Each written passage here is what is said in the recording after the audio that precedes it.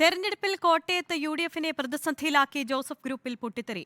UDF Kottayam ജില്ലാ chairman സ്ഥാനവും കേരള കോൺഗ്രസ് ജില്ലാ പ്രസിഡന്റ് സ്ഥാനവും സജി മഞ്ഞക്കടമ്പിൽ രാജിവെച്ചു. മോൻസ് ജോസഫിനെതിരെ ആഞ്ഞടിച്ചാണ് രാജി. സജി വഞ്ചിച്ചെന്ന് മോൻസ് ജോസഫ് പ്രതികരിച്ചു. കേരള കോൺഗ്രസ് ജില്ലാ പ്രസിഡന്റായിരുന്നിട്ടും തെരഞ്ഞെടുപ്പ് പ്രവർത്തനങ്ങളിൽ നിന്നും മാറ്റി നിർത്തിയെന്നാരോപിച്ച സജി മഞ്ഞക്കടമ്പിൽ കുറ്റപ്പെടുത്തുന്നത് പാർട്ടി എക്സിക്യൂട്ടീവ് ചെയർമാൻ മോൻസ് ജോസഫിനെ. യുഡിഎഫിന്റെ ജില്ലാ ചെയർമാൻ സ്ഥാനവും കേരള കോൺഗ്രസിന്റെ ജില്ലാ പ്രസിഡന്റ് സ്ഥാനവും ഞാൻ ഉപേക്ഷിക്കുന്നു. എനിക്കത് വേണ്ട, ഞാൻ രാജിവെക്കുന്നു. ഇതിന് കാരണം ഒന്ന് മാത്രമേ ഉള്ളൂ. ഞങ്ങളുടെ പാർട്ടിയുടെ എക്സിക്യൂട്ടീവ് ചെയർമാൻ മോൻസ് ജോസഫ്, അദ്ദേഹത്തിന്റെ ഏകാധിപത്യം, അദ്ദേഹത്തിന്റെ ധാർഷ്ട്യം. കേരള കോൺഗ്രസുമായുള്ള എല്ലാ ബന്ധവും അവസാനിപ്പിക്കുകയാണ്. ലോക്സഭാ തെരഞ്ഞെടുപ്പ് അടുത്തിരിക്കുന്നതിനാൽ മറ്റു പാർട്ടികളിലേക്ക് ഇല്ലെന്നും സജി മഞ്ഞക്കടമ്പിൽ പറഞ്ഞു.